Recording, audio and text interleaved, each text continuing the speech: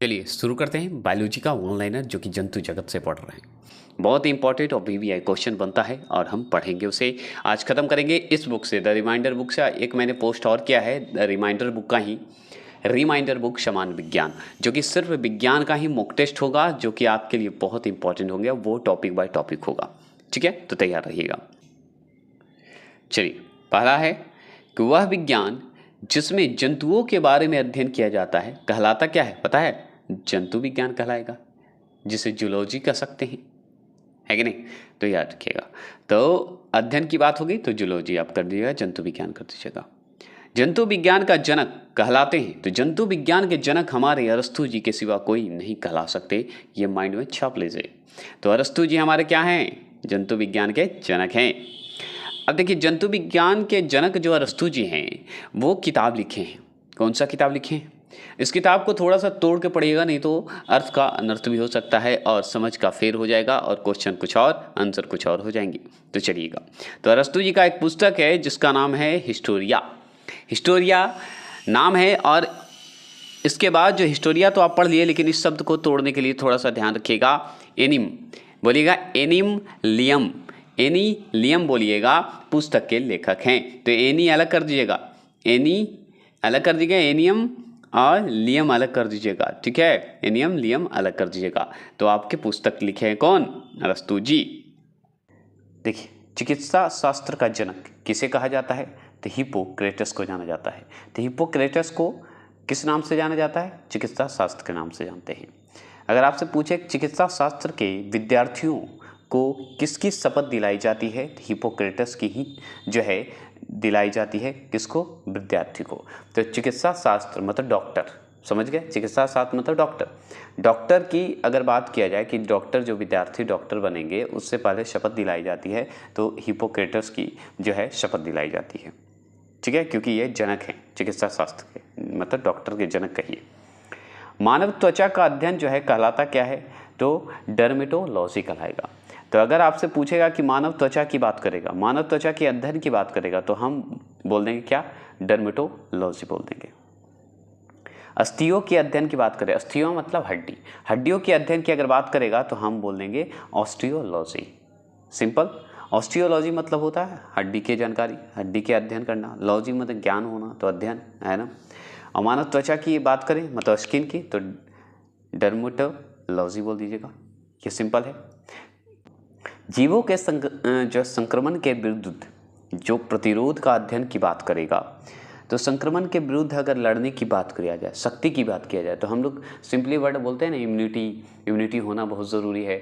तो उसी तरह का जो है इसमें भी सेंटेंस होगा, क्योंकि जीवों से अगर बात करें, जीवों के संक्रमण के विरुद्ध अगर प्रतिरोध की बात करें, उसके अध्ययन की बात करेंगे, तो उससे ही क्या बोलेंगे? इम्यूनोलॉजी बोलते हैं। क्या बोलते हैं? इम्यूनोलॉजी बोलते हैं। सिंपल है, ठीक है। आपसे अब ये सवाल को ध्यान से पढ़ना पड़ेगा। मोलास्का समुदाय के जंतुओं के कवच का अध्ययन कहलाता क्या है? तो कॉन्कोलॉजी कहलाएगा। तो कॉन्कोलॉजी जो होते हैं, क्या होते हैं? कॉन्कोलॉजी जो होते हैं, मोलास्का समुदाय के जो होते हैं, सदस्य जो होते हैं, उन जंतुओं के कवच को अध्ययन करना ही कॉन्कोलॉजी हो गया। ये आप समझ गए। अब मकड़ों का अध्ययन हम मान लीजिए करना है, तो मकड़ों के अध्ययन की अगर बात करेगा, मकड़ों के अध्ययन की ज्ञान की बात करेगा, तो हम सिंपली बताएंगे, क्या बताएंगे? एरनियोलॉजी बता देंगे। तो एरनियोलॉजी का मतलब होता है मकड़ों का अध्ययन। ये सिंपल बात है। आपसे सवाल पूछेगा जीवाश्म का अध्ययन किसके अंतर्गत किया जाता है? तो जीवाश्म का अध्ययन की बात करें, जैसे ही जीवाश्म का अध्ययन की बात करें तो लॉजी तो दिमाग में है, क्योंकि अध्ययन मतलब लॉजी। तो जीवाश्म के अध्ययन की बात करें तो किसके अंतर्गत रखेंगे? तो इसे हम पॉलीओन्टोलॉजी के अंतर्गत रखेंगे। तो पॉली अलग कर दीजिएगा, ओंटो अलग कर दीजिएगा और लॉजी तो लगा दीजिएगा। तो पॉलीओन्टोलॉजी के अंतर्गत आता है, जीवाश्म अध्ययन की बात करता है। अब मकड़ों के अध्ययन तो हम पढ़ लिए, अब कीड़ों के अध्ययन की बात करते हैं। तो कीड़ों के अध्ययन की अगर बात करें तो एंटोमोलॉजी बोलेंगे। तो जैसे ही आपसे पूछेगा एंटोमोलॉजी का मतलब क्या होता है, एंटोमोलॉजी से क्या संबंधित है, तो कीड़ों का अध्ययन संबंधित है। सिंपली ध्यान से सुनिएगा, तितलियों के अध्ययन के बारे में आप ध्यान से सुनिएगा सिर्फ। क्या? तो देखिए, इसे बोलते हैं लैपिडेटरियोलॉजी। तो लैपी को अलग कर दीजिए, डेटरी को अलग कर दीजिए और योलॉजी को अलग कर दीजिए। लैपी डेटरी योलॉजी, समझ गए, का मतलब होता है तितलियों का अध्ययन। सुन लिए, आपको याद हुआ कि नहीं। मछलियों से संबंधित अगर अध्ययन की बात करें, अब मकड़ा पढ़ लिए, कीड़ा पढ़ लिए, तितली पढ़ लिए, तो मछली को क्यों छोड़ना। तो मछलियों से संबंधित अगर अध्ययन की बात करेगा तो इसमें भी आपको तोड़ना होगा। तो कैसे तोड़ेंगे,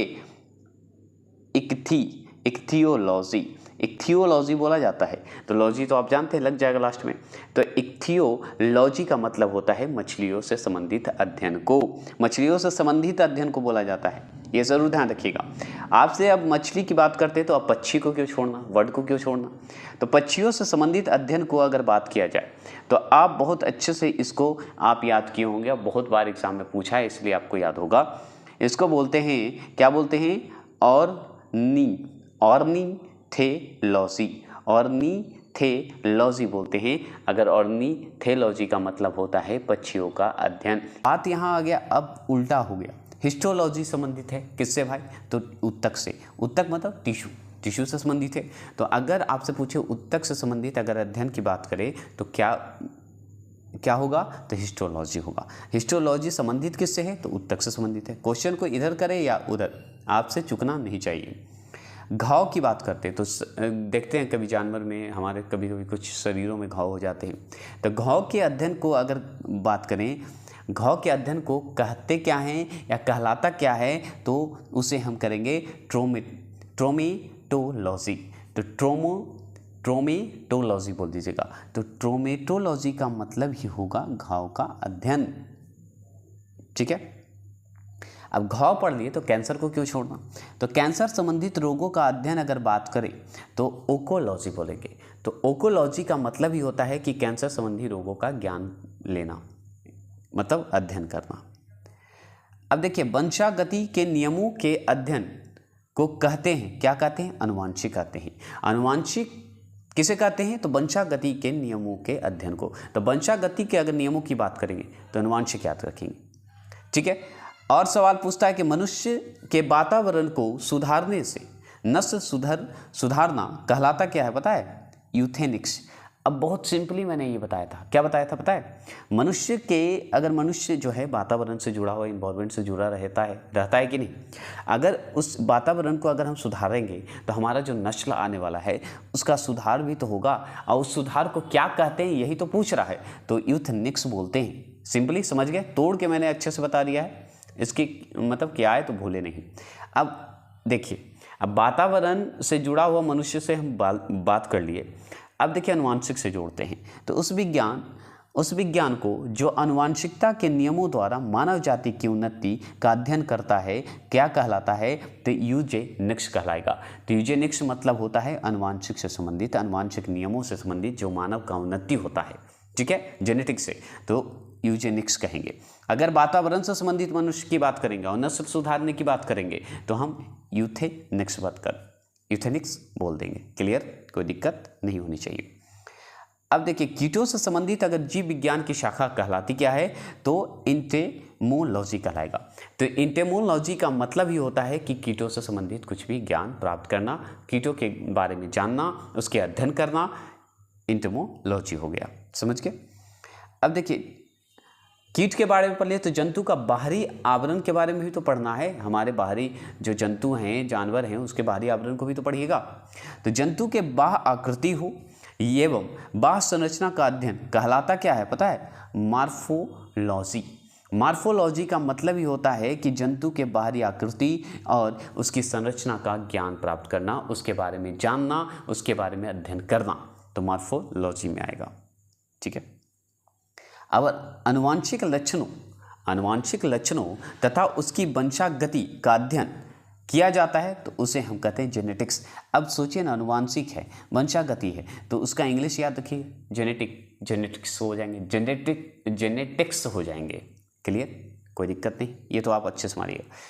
अब जेनेटिक्स हो गए तो अब चलिए वातावरण से भी संबंधित सवाल बन सकते हैं। जैसे देखिए, जंतु तथा उसके आसपास के वातावरण मतलब इन्वायरमेंट, समझ रहे हैं, संबंधित अध्ययन को क्या कहेंगे, तो पारिस्थितिक तंत्र, इकोसिस्टम का नाम सुने वही तो पारिस्थितिकी। क्या कहेंगे? पारिस्थितिकी कहेंगे। अगर जंतु और आसपास के वातावरण से संबंधित अगर आपको ज्ञान प्राप्त करना है, अध्ययन लेना है, उसे हम कहेंगे पारिस्थितिकी, जो कि स्पेशली हम इसका वीडियो चलाएंगे बीपीएससी वालों के लिए, क्योंकि पूछ रहा है, इन्वायरमेंट से पूछता है, इकोसिस्टम से क्वेश्चन आता है। देखिए, नालिका विहीन ग्रंथियों का अध्ययन करने वाली जंतु विज्ञान की शाखा को कहते क्या है पता है? एंडोक्राइनोलॉजी कहेंगे। तो तोड़ के पढ़िएगा तो ज़्यादा याद होगा, अगर नहीं हो सकता तो आप सिर्फ सुनिए, मैं तोड़कर आपको याद करवाऊंगा। तो याद रखिएगा, नालिका विहीन ग्रंथियों की अगर बात करेगा, उसके अध्ययन की बात करेगा, अध्ययन करने वाली जंतु विज्ञान की शाखा की बात करेगा, तो क्या कहेंगे उसे? एंडो अलग कर दीजिएगा और क्राइनोलॉजी अलग कर दीजिएगा, तो एंडोक्राइनोलॉजी बोल दीजिएगा। क्लियर? कोई दिक्कत नहीं होनी चाहिए। अब देखिए, मांसपेशियां अध्ययन, मांसपेशियों का अध्ययन कहलाता क्या है? तो मायोलॉजी। तो मांसपेशियों का अगर ज्ञान आपका मान लीजिए अध्ययन करना है, उसका अनुभव लेना है या उसके बारे में जानना है, तो हम उसे कहेंगे मायोलॉजी के अंतर्गत। तो मांसपेशियों का अध्ययन कहलाता है मायोलॉजी। ये हो गया। आपसे पूछेगा जनसंख्या का अध्ययन कहलाएगा क्या? तो डेमोग्राफी। तो जनसंख्या का अध्ययन कैसे करते हैं? डेमोग्राफी हो गया। मधुमक्खी पालन, जो मधुमक्खी का पालन करते हैं वह कहलाएगा क्या? एपीकल्चर। जो मधुमक्खी पालन करते हैं उसे एपीकल्चर कहेंगे। और रेशम पालन को कहते हैं सेरीकल्चर। तो मधुमक्खी पालन एपीकल्चर, रेशम पालन जो है आपका सेरीकल्चर। यही सवाल आपसे पूछा था, मधुमक्खियाँ जो है रेलवे में ज़्यादातर पूछते हैं और रेशम पालन से पूछते हैं। देखिए, रक्त में एंटीबॉडी एवं एंटीजन के अध्ययन को कहा जाता है तो सीरियोलॉजी। तो जैसे ही रक्त मतलब ब्लड की बात करेगा, उसमें एंटीबॉडी या एंटीजन के अध्ययन को कहेंगे क्या? तो यही सीरियोलॉजी कहेंगे। समझ गए? ये डायरेक्ट ऐसे सवाल बनते हैं और आपसे पूछता भी है। देखिए, इस क्वेश्चन को थोड़ा सा ध्यान रखना होगा। क्यों? क्योंकि देखिए, स्नायु तंत्र संबंधित अध्ययन कहलाता क्या है? न्यूरोलॉजी। और न्यूरोलॉजी जो होते हैं मस्तिष्क से संबंधित होते हैं। ठीक है, मस्तिष्क का एक भाग के रूप में जाना जाता है, आप भी जानते हैं। और सबसे बड़ी बात बता दूं कि स्नायु तंत्र का मतलब ही होता है तंत्रिका तंत्र। ठीक है, इसका दूसरा नाम तंत्रिका तंत्र। तो आप समझ गए, तंत्रिका तंत्र के संबंधित अध्ययन को क्या कहेंगे? न्यूरोलॉजी। बस ये समझ जाइए। जब हम उसका स्पेशल बताएंगे कि न्यूरोलॉजी क्या है, तो हम उस पर ज़्यादा जानकारी, डिटेल ज़्यादा चर्चा करेंगे। अब वृद्ध संबंधी अगर बात करें, वृद्ध संबंधी अध्ययन कहलाएगा क्या? तो हम जानते हैं जेनेटोलॉजी। क्या बोलेंगे इसे? बढ़िया से बोलेंगे, जेरेंटोलॉजी बोलेंगे। वृद्ध संबंधी अध्ययन को बोलेंगे जेरेंटोलॉजी। अब इस सवाल को देखिए, अब वृद्ध संबंधी अध्ययन आप जान गए, तो शिशु रोग संबंधी अध्ययन भी तो जानना जरूरी है। तो शिशु रोग संबंधी अगर अध्ययन क्या बात करेगा, तो पीडियाट्रिक्स। क्या बोलिएगा? पीडियाट्रिक्स। पीडियाट्रिक्स से क्या होता है? पीडियाट्रिक्स से हम लोग क्या करते हैं? शिशु रोग संबंधित अध्ययन करते हैं। सिंपल, कोई दिक्कत? याद हुआ कि नहीं, ये बताइएगा। विज्ञान की एक शाखा जिसे चिरोपोडी बोलते हैं। चिरोपोडी शरीर के किस भाग से संबंधित है? तो पैर से। तो अगर पूछेगा कि विज्ञान की वह शाखा जिसे चिरोपोडी कहते हैं, चिरोपोडी बताइए शरीर की किस भाग से संबंधित है? तो हमारे पैर से संबंधित है। किसी भी पैर, जंतु का कोई भी पैर से ही संबंधित है, ये जरूर ध्यान रखना है। चलिए, अब देखिए, एक किताब लिखा गया है जिसका नाम है फिलोसफिक जूलॉजी। तो फिलोसफिक जूलॉजी के लेखक कौन थे और कौन हैं? तो हम लेमार्क को करेंगे। थे में लगाए या है में? लेमार्क जी हैं सिंपली। तो लेमार्क जी जो हैं क्या लिखे हैं? तो फिलोसफिक जूलॉजी लिखे हैं। क्या लिखे हैं? फिलोसफिक जूलॉजी लिखे हैं। इसे 2 पार्ट में लाएंगे, ठीक है, क्योंकि एक पार्ट में हमको नहीं लगता हो रहा है, क्योंकि बहुत सारे डिस्टर्बेंस होते हैं और थोड़े से आसपास के लोगों के कारण हो जा रहे हैं, तो क्षमा चाहेंगे। 2 पार्ट में लाएंगे। कोशिश करेंगे कि हम चाहते हैं कि महामैराथन हो जाए, लेकिन नहीं हो पा रहा है। और थोड़ा सा कॉपीराइट का भी डर रहता है, क्योंकि बाहर म्यूजिक बज गया या कुछ भी, तो थोड़ा सा कम जो है कॉम्प्रोमाइज करिएगा, ठीक है। तो चलिए देखिए, नेचुरल सिलेक्शन का सिद्धांत जो है किसने बनाया? तो डार्विन ने बनाया। तो नेचुरल सिलेक्शन का सिद्धांत किसने बनाया? तो डार्विन ने बनाया। अब विकास का सिद्धांत अगर बोला जाए किसके द्वारा प्रतिपादित किया था या प्रतिपादित किया गया था, तो हम बोलेंगे डार्विन द्वारा किया गया था। ये भी बोलिएगा। नेचुरल सिलेक्शन हो, विकास का सिद्धांत हो, डार्विन द्वारा, ये हो गया। अब देखिए स्टेथोस्कोप का आविष्कार जो है किया था लेनी बोला जाता है, लेनिन नहीं लेनी ने किया था। तो लेनी ने क्या किया था, स्टेथोस्कोप का आविष्कार किया था, जो स्टेथोस्कोप यूज करते हैं हम लोग, है ना। अब इस सवाल को थोड़ा सा ध्यान देना होगा, क्यों? क्योंकि इस सवाल में क्या है कि लिखा हुआ है कि पल्वमान जीन मतलब हमारे अनुवांशिक से संबंधित होती है, जीन जेनेटिक, याद रखिएगा। तो पल्वमान अगर बात करें, जीन के सिद्धांत का प्रतिपादन जो है किया था, कौन किए थे पता है? तो ये तोड़ के पढ़िएगा तो ज़्यादा याद होगा। मैंकलिन टाक ने किया था। यही सवाल आपका आंसर भी है। चलिए, एडवर्ड जेनर का संबंध जो है बताइए किससे है? तो एडवर्ड जेनर ने चेचक से संबंधित हैं। तो एडवर्ड जेनर का संबंध अगर आपसे पूछे तो चेचक से है। सिंपल सवाल। एडवर्ड जेनर चेचक का मतलब बारे में बताए थे, बस इतना सिंपल जवाब दीजिएगा, कोई दिक्कत नहीं, ठीक है।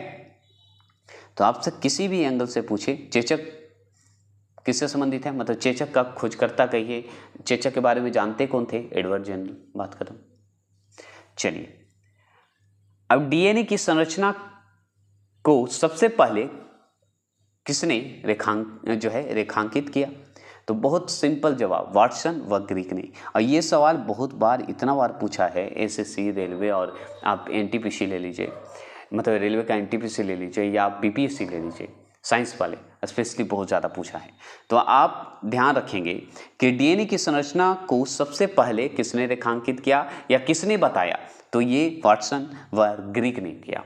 ये सिंपल जवाब, इसमें कोई दिक्कत नहीं होना चाहिए। अब देखिए, किसके द्वारा अनुवांशिकता के विज्ञान को अनुवांशिक कहा गया? तो ये वाटसन द्वारा ही कहा गया था। अगर आपसे पूछा जाए कि अनुवांशिकता की बात करते हैं, अनुवांशिकता में अनुवांशिक जो शब्द होते हैं या अनुवांशिक जो बात कही गई है वो कौन कहे? तो वाटसन जी कहे हैं। ये सिंपल, वाटसन द्वारा ये बात कही गई है अनुवांशिका।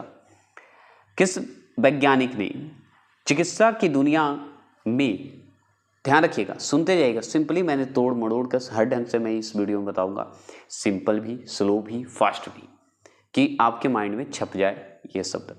तो किस वैज्ञानिक ने चिकित्सा की दुनिया में प्रतिरक्षण की संकल्पना प्रस्तुत की? तो वो एडवर्ड जेनर। जान रहे हैं, प्रतिरक्षण की बात करते हैं, संकल्पना की बात करते हैं, प्रस्तुत करने की बात करेगा तो कौन करेगा? एडवर्ड जेनर करेंगे। क्लियर? चिकित्सा की दुनिया में।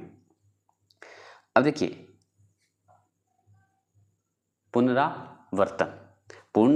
पुनरावर्तन का मतलब होता है, पुनरावर्तन सिद्धांत जो दिए थे वो जो हैं किसने प्रस्तुत किया था? तो बहुत अच्छा सिंपल जवाब कि अर्नस्ट हैकेल ने किया था। अर्नस्ट हैकेल ने किए थे।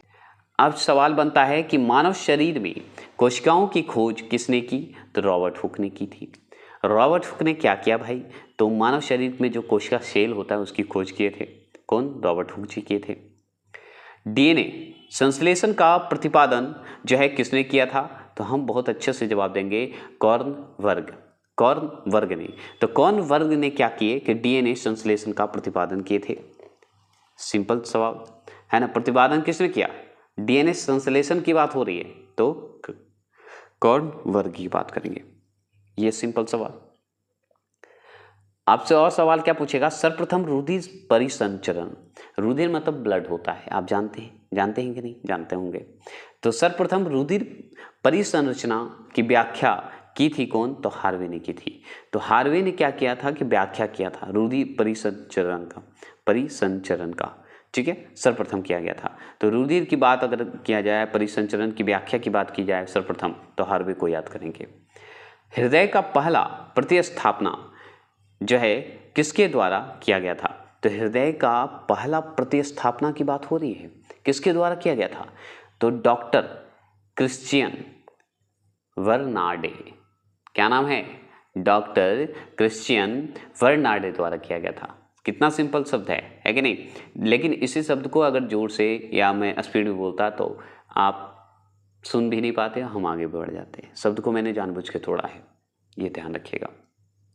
आपसे और सवाल पूछेगा कि किसने मूल अवधारणा प्रस्तुत की किसने मूल अवधारणा प्रस्तुत की थी कि सभी जीव कोशिकाओं के बने हुए या बने होते हैं? तो याद रखिएगा, टी सावन और एक और नाम है उनका स्लाइडेन। स्लाइडेन ने और टी सवान ऐसे बोलते हैं उसको, ठीक है। टी सवान और स्लाइडेन ने ये बात कही थी। एबीओ रक्त समूह का पता किसने लगाया? सिंपल सवाल और सटीक जवाब दीजिए। अब एबी की बात हो गई, एबीओ तीनों रक्त है कि नहीं? एबीओ रक्त समूह का पता किसने लगाया? तो ये थे कार्ल लैंडस्टीनर। क्या नाम है इनका? कार्ल लैंडस्टीनर ने पता लगाया। क्या लगाया पता? कि एबीओ रक्त समूह का। सिंपल।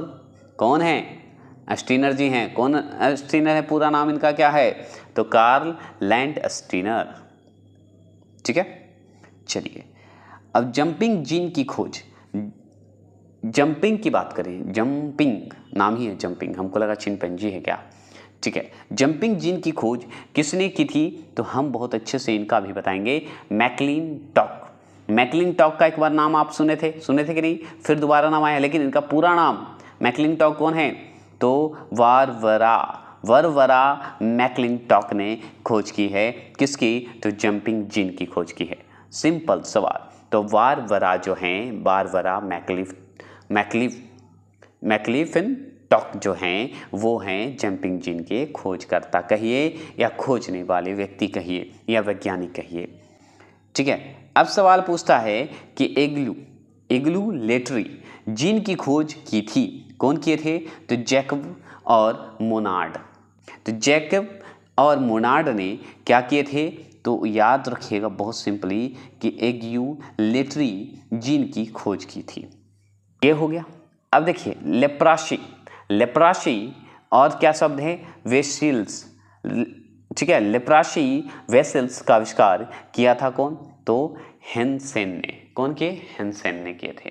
तो हेंसेन जी ने क्या खोज किए भाई? तो लेप्रासी वेसिल का आविष्कार किए थे। तो जी हैं सिंपली। मैंने हर ढंग से बोल रहा हूँ, स्लो स्पीड हर ढंग से, कि आपको समझ में आ रहा है कि नहीं। जरूर बताइएगा कि कैसा लग रहा है, अगर नहीं तो अपना तरीका मैं चेंज कर दूंगा। देखिए, किस वैज्ञानिक ने खोज की थी कि मलेरिया मच्छरों द्वारा होता है? वो खोज करने वाले व्यक्ति का नाम रॉश है। रॉश बोलते हैं इसे। तो रॉश, क्या रॉश पूरा नाम? तो रोनाल्ड रॉश नाम है उनका। और आप बताए थे कि मलेरिया जो है मच्छर से होता है, और बताने वाले वैज्ञानिक का नाम रोनाल्ड रॉश है। अब देखिए, प्रथम एंटीबायोटिक की खोज किसने की थी, या कौन किए थे? तो वो थे अलेक्जेंडर फ्लेमिंग ने। ऐसा नाम आता है, ए से अलेक्जेंडर और फ्लेमिंग, ऐसे याद रखिएगा। तो प्रथम एंटीबायोटिक की अगर खोज की बात करेगा तो हम फ्लेमिंग बोलेंगे। फ्लेमिंग जी किए थे। ए फ्लेमिंग बोलिएगा या अलेक्जेंडर फ्लेमिंग बोल सकते हैं, कोई दिक्कत नहीं है। चलिए आगे। अब देखिए, पेनिसिलिन की खोज, ये सब फेमस क्वेश्चन है, VVI क्वेश्चन, और इतना बार बना हुआ क्वेश्चन है कि हो सकता पूछे नहीं भी पूछे, लेकिन पूछ सकता भी है, तो इसे इग्नोर नहीं कर सकते, है ना। तो पेनिसिलिन की खोज की थी, तो पेनिसिलिन की खोज करने वाले और कौन थे? Alexander Fleming. और यही तो भी है, एंटीबायोटिक की भी खोज कौन की? Alexander Fleming. दोनों सिंपल, दोनों खोज किए, पेनिसिलिन की खोज और एंटीबायोटिक की खोज। और सवाल पूछेगा, रेबीज के टीका की खोज किसने की थी? तो लुईस पाश्चर ने की थी। तो रेबीज की टीका, जो कुत्ता काटता है, याद है? तो रेबीज जो होता है उसके काटने से होता है। तो रेबीज का टीका की खोज कौन किया? तो लुईस पाश्चर ने। और ये इतना बार रेलवे पूछता है ना कि पढ़ना जरूरी हो जाता है, रेलवे वाले के लिए तो स्पेशली हो जाता है, क्योंकि यही सबसे ऊपरी क्वेश्चन पूछता है। और हो सकता है इस पर ऑनलाइन ले ले तो समझ जाइए, और हल्का आएगा, टेंशन नहीं लेना है। ठीक है, आधुनिक एंटीसेप्टिक सर्जरी का जनक कौन है? तो लिस्टर जी हैं। तो लिस्टर जी क्या हैं? तो आधुनिक एंटीसेप्टिक सर्जरी का जनक हैं। तो अगर आपसे पूछेगा कि आधुनिक एंटीसेप्टिक सर्जरी का जनक कौन है, तो लिस्टर जी हैं। लिस्टर सुन लिए, याद हो गया होगा। चलिए, अब हिस्टोलॉजी शब्द का प्रयोग सर्वप्रथम किसने किया था? तो मेयर ने किया था। तो आपसे ये पूछेगा कि मेयर जी ने कोई शब्द का प्रयोग किए थे भाई, वो शब्द का प्रयोग किए थे, उस शब्द का नाम क्या है, बता सकते हैं? तो हिस्टोलॉजी। तो हिस्टोलॉजी शब्द का प्रयोग करने वाले सर्वप्रथम व्यक्ति का नाम अगर वैज्ञानिक का नाम या व्यक्ति बोल दे तो आप डायरेक्ट सोच के लगाइए मेयर जी। क्या लगाइएगा? मेयर। ये सवाल आपसे है। शरीर की सुरक्षा कवच की बात करते हैं। अगर शरीर की सुरक्षा कवच का कार्य अगर किस पर जो है किस प्रकार के उत्तक है या उत्तक करते हैं। उत्तक मतलब होता है टिश्यू। समझ रहे हैं? शब्द को समझिएगा थोड़ा कि शरीर की अगर सुरक्षा कवच की बात करें, हमारे शरीर की सुरक्षा होती है या उसकी कवच हम लोग बोलते हैं, का कार्य जो है किस प्रकार के उत्तक से होता है, तो उस उत्तक का नाम बताना है जिस उत्तक के बारे में हमारा शरीर का सुरक्षा होता है। तो वो उसका नाम क्या है, इसे हम तोड़ेंगे तभी याद करेंगे। तो कैसे? तो एपी लिखेंगे, थीलियम लिख देंगे, एपिथीलियम उत्तक बोलेंगे, तो एपिथीलियम उत्तक बोल देंगे। तो शरीर की सुरक्षा कवच का कार्य जो है एपिथीलियम उत्तक से करते हैं। सिंपल शब्द, आसान शब्द। शरीर को गर्म रखने हेतु उत्तरदायी उत्तक कौन सा है, बता सकते हैं? तो वो उत्तक मतलब टिश्यू जो है, आप याद रखिएगा, वसामय है। वसामय है तो वसामय का मतलब ही होता है, वसामय उत्तक का मतलब ही आप समझ जाइए कि हमारे शरीर को गर्म रखने का काम करता है। तो आपसे ये भी सवाल पूछेगा, शरीर को गर्म रखने हेतु कौन सा उत्तक इंपॉर्टेंट है, कौन सा जो है महत्व रखता है, तो वसामक उत्तक कहलाता है। देखिएगा, ऊंट का कुबड़ा किस उत्तक का बना होता है? ऊंट जो कुबड़ा दिखता है आपको, उसमें भी उत्तक से ही बना होता है, टिश्यू से बना होता है। तो उस उत्तक का नाम ये पूछ रहा है, तो वो भी उत्तक का नाम जो है वसामय उत्तक से बना होता है। तो वसामय उत्तक से बना होता है। वसामय उत्तक क्या होता है? शरीर को गर्म रखने हेतु काम करता है, ये भी ध्यान रखेंगे। ये हो गया। आपसे और सवाल पूछेगा कि वायोस्फी संबंधित होते हैं, वायोस्फी होता है ना, वायोस्फी जो है संबंधित किससे है?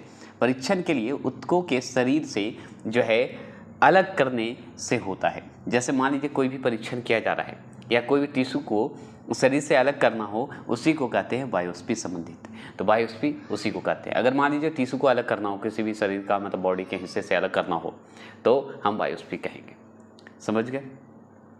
रक्त एक प्रकार का क्या है पता है? संयोजिक उत्तक है।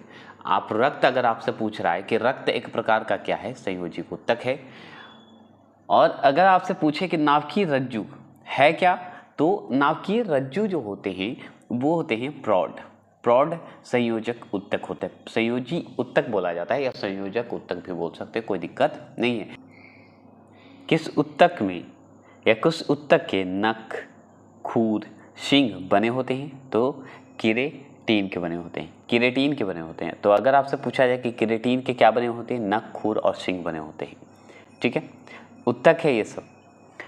जन्म के बाद अगर पूछे, जन्म के बाद मानव जो है, मानव के किस उत्तक में कोई विभाजन नहीं होता? तो तंत्रिका में कोई विभाजन नहीं होता मानव का। याद रखिए, जन्म के बाद।